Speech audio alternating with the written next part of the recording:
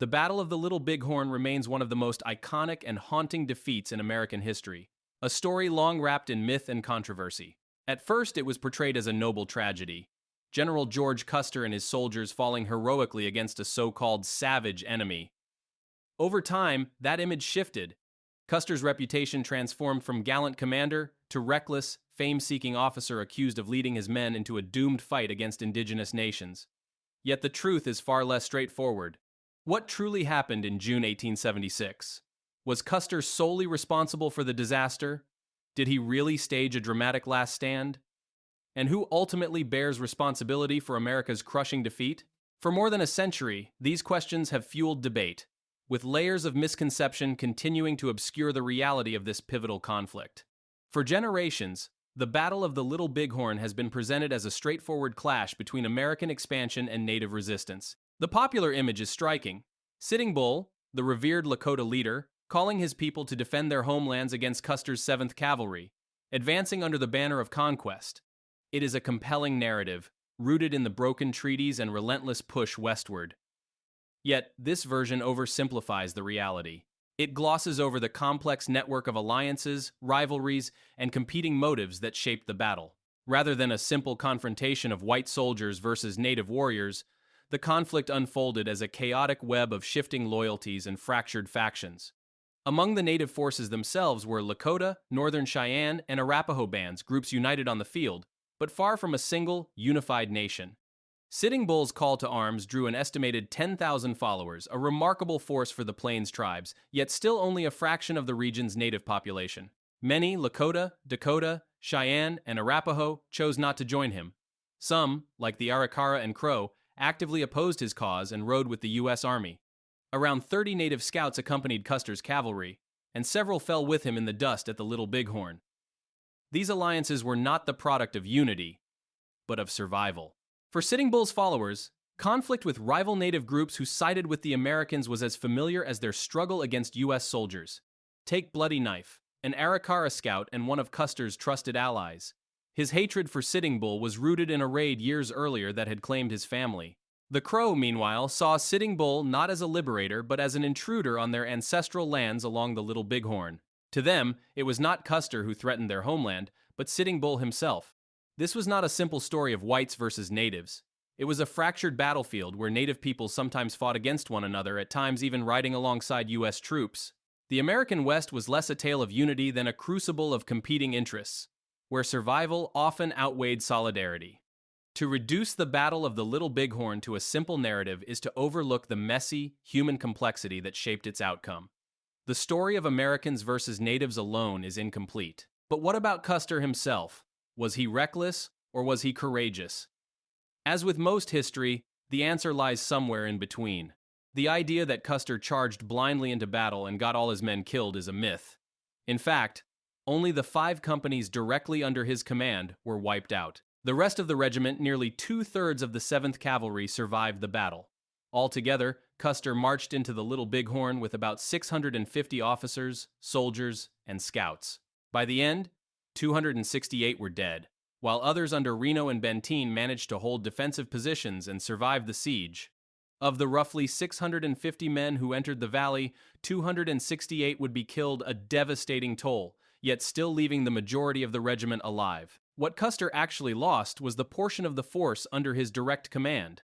The 7th Cavalry was organized into 12 companies of about 50 men each, along with a number of scouts and civilian contractors. 5 of those companies rode with Custer and were almost entirely wiped out, save for a few messengers and scouts he sent away before the final engagement.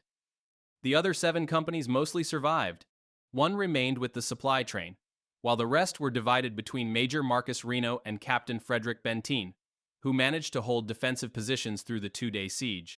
These other companies suffered casualties, but nearly 400 men survived, including both Benteen and Reno. Custer's attack, far from a reckless charge, was part of a deliberate plan. Reno would strike from the south, Custer from the north, while Benteen was to move west and cut off Sitting Bull's possible retreat. When Custer first separated from Reno and Benteen, he did so with a clear strategy for how the battle should unfold. That plan shifted as he gained new intelligence. Realizing the native camp was far larger than expected, Custer sent back urgent requests for Benteen to bring up reinforcements and additional ammunition. Those orders, however, were never carried out. Benteen did not advance promptly, leaving Custer to press forward with fewer men than he intended before the element of surprise was lost. Perhaps Custer was reckless for attacking without the reinforcements he had asked for, but it is clear he did not simply charge in without thought. At the time, U.S. military doctrine held that native forces posed little danger unless they vastly outnumbered American troops, a belief that would prove fatally misguided. This belief had been reinforced on battlefields many times before, even by Custer's own successes. With more than 200 men directly under his command and another 450 attacking from other directions, U.S. military doctrine would have predicted victory. In hindsight, we know he lost. But from the perspective of a commander relying on his own scouts, prior experience, and the assumptions of Army doctrine, Custer's attack was not as irrational or careless as it is sometimes portrayed. What, then, did the attack actually look like? Because all of Custer's immediate command was killed, historians must rely on native accounts and archaeological evidence to reconstruct events. We know that Custer attempted to force a crossing of the Little Bighorn River into the village but was repelled by determined native resistance. From there, the accounts diverge widely. Some native accounts recalled that an officer in a buckskin coat and wide-brimmed hat was shot from his horse almost immediately, causing panic among the soldiers who carried his body away. This description fits Custer's known attire and habit of leading from the front, but several other officers dressed in similar fashion. The fact that Custer's body was later found nearly a mile from the river, on the crest of what became known as Custer Hill, with 2 fatal wounds to the head and chest, makes it unlikely he fell during the river crossing. Recognizing the resistance was too strong, Custer began to pull back toward the higher ground on the far side of the river, further evidence that he was not simply charging blindly. Native warriors pressed the pursuit. Heavy casualties struck Custer's men during the attempted crossing, and more fell as they retreated to defensive positions. The final resistance came at the summit of Custer Hill, often called Last Stand Hill. Yet, in truth, there were 2 last stands. About half of the soldiers who survived the river fight regrouped on a nearby rise, later named Calhoun Hill after Lieutenant James Calhoun, Custer's brother-in-law who commanded there. Calhoun's men held out briefly before being surrounded and overwhelmed. At most, about 40 men were still alive when Custer and his companies made their final stand on the crest of Custer Hill. Was Custer himself the last to fall, as so many films and paintings suggest? The truth is uncertain. Sitting Bull later told a reporter that his warriors claimed Custer was the last man standing. The long hair stood like a stalk of corn with all the ears falling around it. There are, however, many other versions of what happened in those final moments. The Cheyenne warrior Yellow Nose later claimed that he struck down the last man on Custer Hill with a blow to the head. A body fitting that description was discovered there and identified as Custer's brother, Captain Tom Custer. Other native accounts told of a mounted officer who, realizing he was the last survivor, raised his pistol to his own head rather than give the enemy the satisfaction of the final kill. Archaeologists later found the body of a lone officer, set apart from the rest, with what may have been a self-inflicted gunshot wound. He was identified as Lieutenant Henry Harrington. What does seem certain is that Custer and the last few dozen men under his command fought to the end on the summit of the hill that now bears his name. But who exactly was the final man to fall, and how Custer himself met his end remains uncertain, clouded by conflicting testimony and legend. But this leaves an obvious question. Where were the rest of Custer's men? 3 companies under Major Marcus Reno were supposed to be attacking the village from the south at the same time Custer struck from the north, while Captain Frederick Benteen had been ordered to bring up reinforcements even before Custer began his assault. Both of these elements failed to materialize as planned. Those who do not blame Custer often shift the responsibility onto Reno and Benteen, accusing them of failing to carry out their duties. According to this view, had they obeyed orders, Custer and his command might have survived. Custer's widow, Libby Custer, became the most influential voice for this interpretation, vigorously defending her husband's reputation in the years after his death. She even went so far as to oppose a monument honoring Reno on the battlefield after his passing, declaring that the Army should not memorialize what she called the one coward of the regiment. Yet the reality of Reno's actions and the circumstances he faced was more complicated. Let us begin with his story. Reno's role was to lead an attack on the southern end of the encampment, drawing attention away from Custer's strike from the north. He did exactly that. His men were the first to engage the village on the 25th of June. Like Custer, however, Reno underestimated the scale of the opposition. After less than an hour of fighting, he he ordered a retreat. Was this cowardice, or as some witnesses later alleged, the effect of alcohol? Several accounts suggest that Reno had been drinking that day. Private William Taylor recalled seeing Reno and fellow officers passing around a bottle of amber-colored liquid before the fight, and later claimed that Reno's orders were slurred. Other witnesses supported this version, and Reno's reputation was further tarnished when he was court-martialed and discharged in 1880 for drunken misconduct in an unrelated incident. Still, alcohol alone cannot explain his actions. Drinking before battle was not unusual in the 19th century army, and native survivors remarked that many American soldiers carried whiskey in their flasks instead of water. A little alcohol before battle was common practice, but the real question is whether Reno's drinking contributed to the defeat. The answer is almost certainly no. The reality is that Reno's attack was met with overwhelming resistance.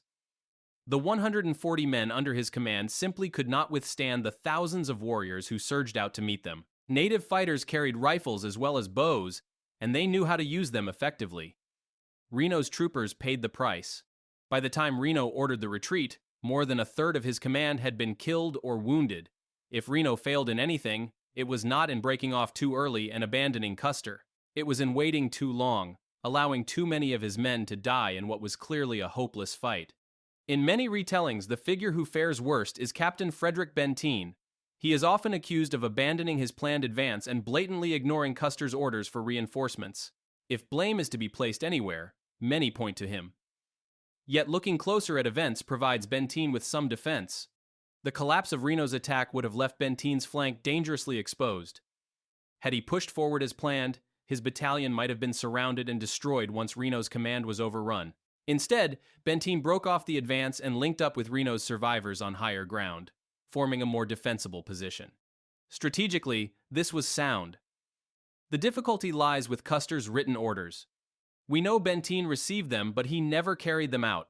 Later, Benteen insisted he believed Custer was still alive somewhere, charging ahead in search of personal glory as he had a reputation for doing while leaving others to hold the line. Benteen instead focused on the immediate situation. The native forces that had repelled Reno were certain to attack again, so both Benteen and Reno concluded they could not risk sending men off into the unknown to aid Custer while their own position was in jeopardy. In this, they were correct. The native warriors soon fell upon them, keeping all 6 companies under constant siege for the next 2 days.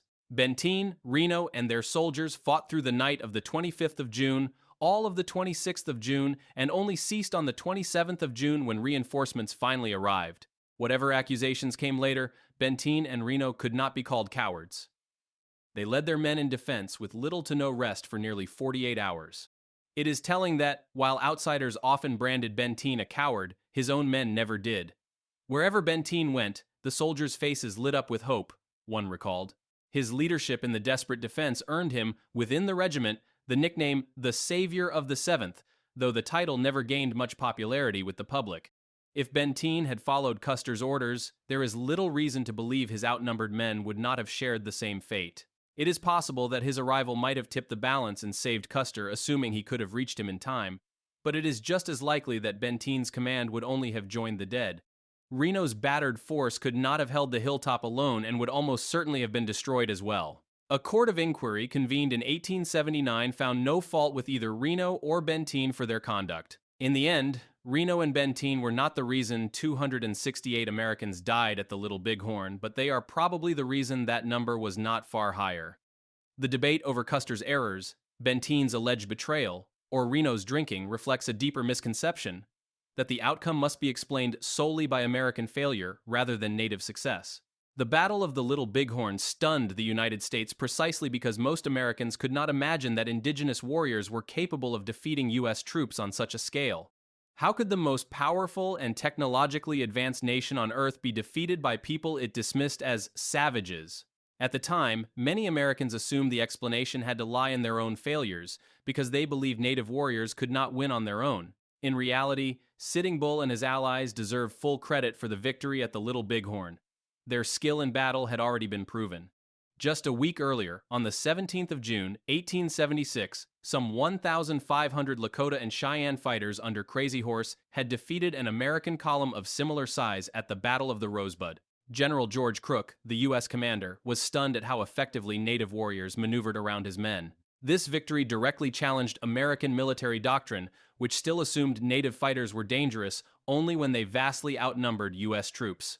Sitting Bull's followers demonstrated how wrong that assumption was first at the Rosebud, and then, days later, in their crushing defeat of Custer. The Lakota and Cheyenne were not only determined but also well-armed, skilled in the use of modern firearms as well as traditional weapons.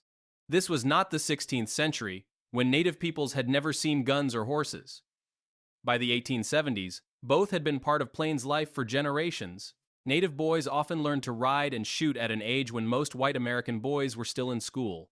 At the Little Bighorn, native warriors were more than capable of matching U.S. soldiers before one even considers the sheer imbalance of numbers.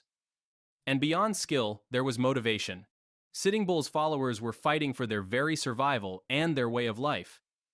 They believed the U.S. government intended to drive them from their lands and end centuries of free-roaming existence on the plains. By contrast, Custer's men were fighting another campaign, one of many in a distant war. Sitting Bull's people were fighting for the survival of their entire world. Time proved their fears justified. The U.S. responded to the defeat with overwhelming force, sending more troops that eventually broke Sitting Bull's movement and compelled him to surrender in 1881. The Little Bighorn was their greatest victory, but also their last. It did not alter the long-term outcome, yet in that moment the commitment and skill of thousands of seasoned warriors shaped the battle far more than the hubris or mistakes of their opponents. Still, the uncertainty surrounding Custer's final hours, combined with the powerful emotions the battle evokes, ensures that myths and misconceptions continue to circulate around this pivotal moment in American history. The same questions asked in the immediate aftermath are still asked today. Was Custer a hero or a fool? Did he die through his own decisions? Or because he was let down by his officers? Should the battle be remembered as Custer's defeat or as Sitting Bull's victory? History offers us evidence, but not certainty. We can only draw the best conclusions the record allows,